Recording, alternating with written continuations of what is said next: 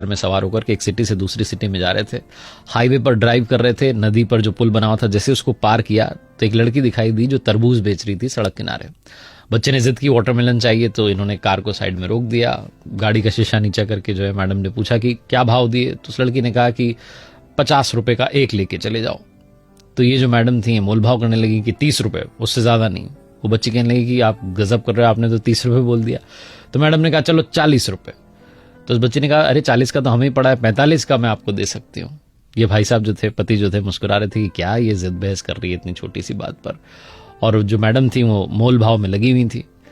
तभी वो जो लड़की थी वो तरबूज लेकर के इनकी जो कार थी उसके पास में आ गई, और जो बच्चा था वो खिड़की से बाहर देख रहा था।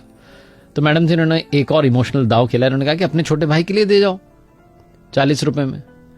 तो उस बच्चे ने कहा अरे वाह कितना प्यारा बच्चा है, क्या नाम है इसका। तो उस बच्चे ने बताया मेरा नाम गोलू है। कहने लगी वाह तुम तो सच में गोल मटोलो।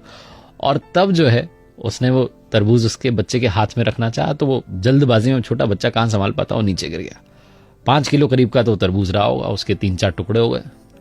बच्चा रोने लगा कि मेरा तरबूज गिर गया। तो बच्चे ने कहने लगे अरे मेरे भैया नाराज क्यों होता है, मैं दूसरा लेके आती हूँ। फटाफट से दूसरा लेकर के आ गई। अब ये मैडम ताव में इनको लगा कि 2-2 के पैसे लेगी। कहने लगी हम उस टूटे वाले के पैसे नहीं देंगे और इसके भी 40 रुपए देंगे, कितने का है ये।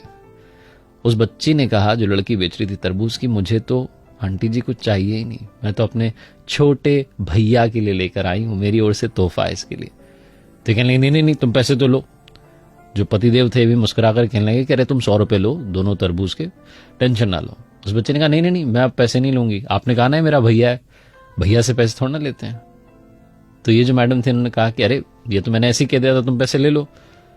उस छोटी सी लड़की ने जीवन का सार कहा। उसने कहा कि मेरी माँ कहती है कि रिश्तों में नफा नुकसान नहीं देखा जाता, पहला वाला टूट गया कोई बात नहीं, दूसरा वाला इसके लिए मेरी ओर से गिफ्ट है, तोहफा है, आप लेके चले जाओ। जब उसने ये बात कही तो इन मैडम ने पूछा कि तुम्हारे परिवार में कौन कौन है, तुम्हारा कोई भाई है। उस लड़की ने कहा मेरा भाई तो, और ये कहकर के रोने लगी कि कुछ समय पहले ही उसकी जो है डेथ हो गई, बीमार हो गया था, हम हॉस्पिटल ले जाते तब तक उसने दम तोड़ दिया, 2 साल का था वो। मुझे तो इसमें अपना भैया नजर आया, आप लेके जाओ तरबूज।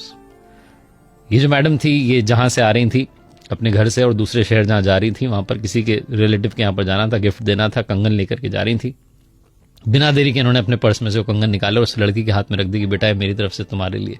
वो लड़की कहने लगी कि अरे तरबूज के बदले ये। तो इन्होंने कहा हाँ बेटा रिश्तों में नफा नुकसान नहीं देखते, तुमने इसको अपना भैया माना, मैं तुम्हारी माँ हुई, मेरी ओर से तुम्हारे लिए, अपना ख्याल रखना और सबका ख्याल रखना। ऐसा बोलकर के इन्होंने गाड़ी आगे बढ़ा ली।